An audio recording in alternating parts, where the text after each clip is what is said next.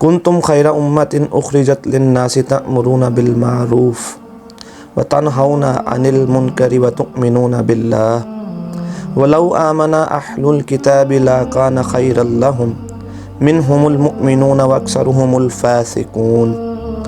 तुम बेहतरीन उम्मत हो जो लोगों की रहनुमाई के लिए मबऊस किए गए हो, नेकी का हुक्म देते हो, बुराई से रोकते हो और अल्लाह पर ईमान रखते हो। और अगर अहले किताब भी ईमान लाते तो उनके लिए बेहतर होता। इनमें से कुछ तो मोमिन है और अक्सर नाफरमान है। सदक़ल्लाहुल अज़ीम। अल्लाह ताला कुरान में फरमाते हैं कि तुम बेहतरीन उम्मत इसलिए हो कि तुम नेकी का हुक्म देते हो और बुराई से रोकते हो। तुम्हारी इस सिफ्त की वजह से तुम्हें बेहतरीन उम्मत बनाया गया है, और जब तक ये काम जारी रहता है तो अल्लाह की रहमतें बरसती रहती हैं। अब नबी सल्लल्लाहु अलैहि वसल्लम ने फरमाया, तुम में से जब कोई बुराई को देखे तो उसको चाहिए कि उसको अपने हाथ से रोके। अगर उसकी कुव्वत नहीं रखता तो ज़ुबान से बुरा कहे, और इसकी भी ताकत नहीं रखता तो दिल में बुरा कहे। और जो दिल में भी बुरा नहीं कहता तो उसके दिल में ईमान है ही नहीं। अल्लाह अकबर। अब जो हाथ से रोकने वाला काम है वो हमारा नहीं, वो हुकूमत का है। और ज़ुबान से रोकने का जो मतलब है वो ये है कि जो अच्छे तरीके से बात कर कर, अगर आप बुराई को देखते हैं, घर में देखते हैं, आप उधर रोकें बुराई को। आप शादी में बुराई को देखते हैं, अच्छे तरीके से अगर आप समझते हैं तो उसको उधर रोकें। अगर आप इसकी भी ताकत नहीं रखते तो फिर आप दिल में तो बुरा जाने।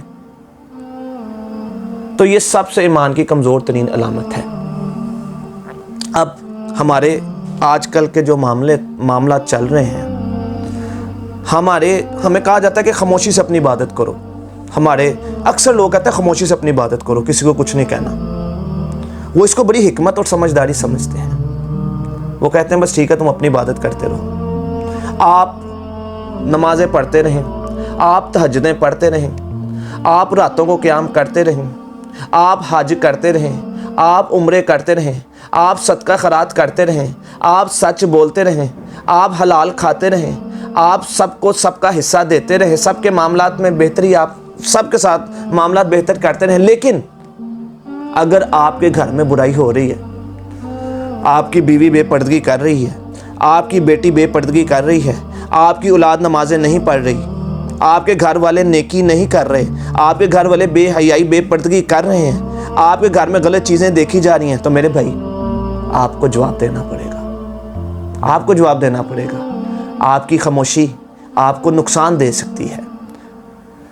अल्लाह अकबर। खामोशी से क्या नुकसान हो सकता है, जिसको लोग कहते हैं जी हम बड़े समझदारी से और बड़ी हिकमत से चल रहे हैं। आपको कोई ये नहीं कहता कि आप मिंबर पर चढ़ के बुराई को रोकें। आपको ये कोई नहीं कहता कि आप इस कुर्सी पे आके बुराई को रोकें। अगर आप इस काबिल हैं तो आएँ, अगर नहीं तो कम से कम अपने घर के अपने कमरे में तो बुराई को रोक सकते हैं। अपनी बीवी को तो ये कह सकते हैं कि पर्दा करे अगर वो बेपर्दगी कर रही है। और अगर आप अपनी बीवी की बेहयाई या बेपर्दगी देख के खामोश रहते हैं तो आप दयूस। दयूस का मतलब क्या है? दयूस कौन है?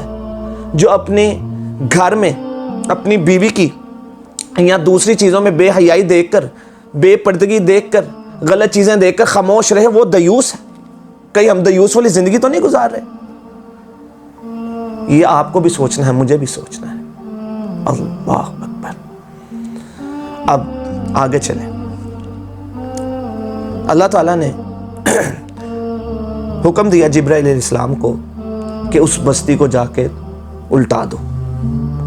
जिब्राइल अलैहिस्सलाम ने कहा कि अल्लाह, उस बस्ती में तो एक ऐसा इंसान है, एक ऐसा बंदा है जो तेरी ही इबादत करता रहता है, हर वक्त तेरी इबादत करता रहता है।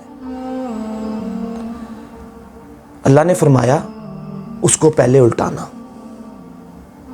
वो खामोशी से अपनी इबादत ही करता रहा, मेरी बेवफाइयां होती रही, मेरे हुक्म का इनकार करता देखता रहा। वो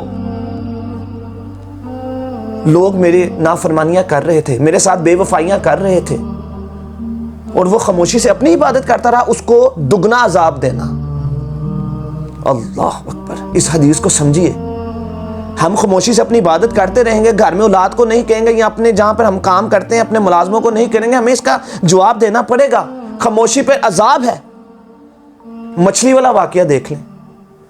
مچھلی پکڑنے پر اسرائیل, جو بنو اسرائیل سے, ان پر آزمائش کے طور پر ہفتے کو مچھلی پکڑنے پر پابندی لگ گئی, اور آزمائش کے طور پر ہفتے کو ہی مچھلیاں زیادہ آتی تھی.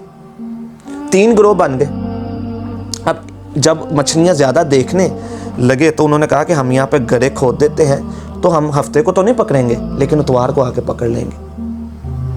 ہیلا بہانا کیا, انجام کیا ہوا؟ 3 گروہ بن گئے. اب ایک گروہ وہ تھا جنہوں نے یہ ہیلا بہانا کیا, گڑھے کھودے. ایک وہ تھے جو خاموش رہے, جو جس طرح کہ آج کل لوگ بڑی حکمت سمجھتے ہیں خاموشی کو, وہ بھی انہوں نے بھی سمجھا ہم بڑے سمجھدار ہیں, وہ خاموش رہے.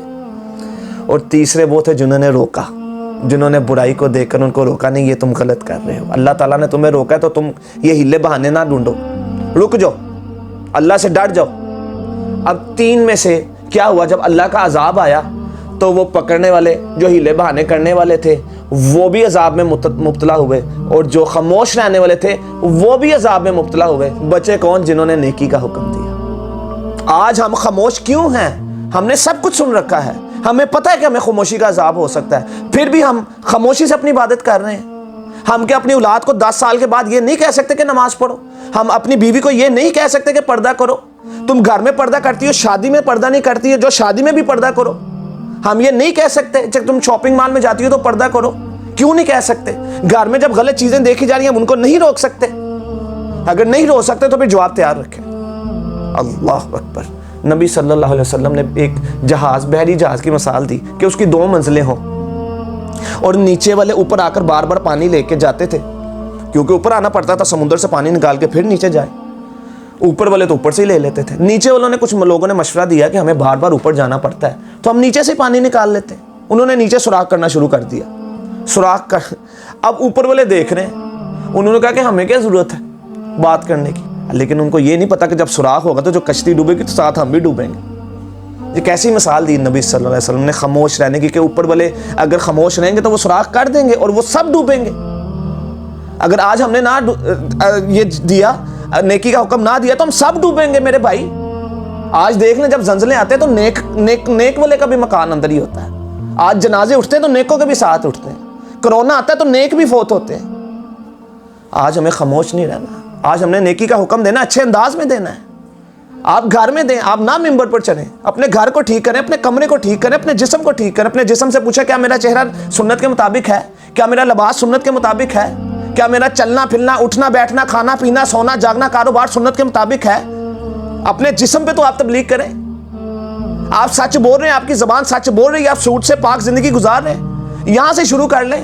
نہیں بول سکتے تو اپنے جسم پہ ہی اپنی تبلیغ شروع کر لیں, اپنے کمرے پر, اپنی بیوی پر کر لیں, اپنی اولاد پر کر لیں. آپ کو جواب دینا پڑے گا. جو خاموش رہے گا اس کو جواب دینا پڑے گا. نیکی کا حکم دیں, برائی سے روکیں, یہی اللہ کا حکم ہے. اللہ تعالیٰ سے دعا ہے اللہ ہمارا ہر عمل قرآن و سنت کے مطابق بنا دے. سبحان ربک رب العزت عما یصفون والسلام علی المرسلین والحمد للہ رب العالمین.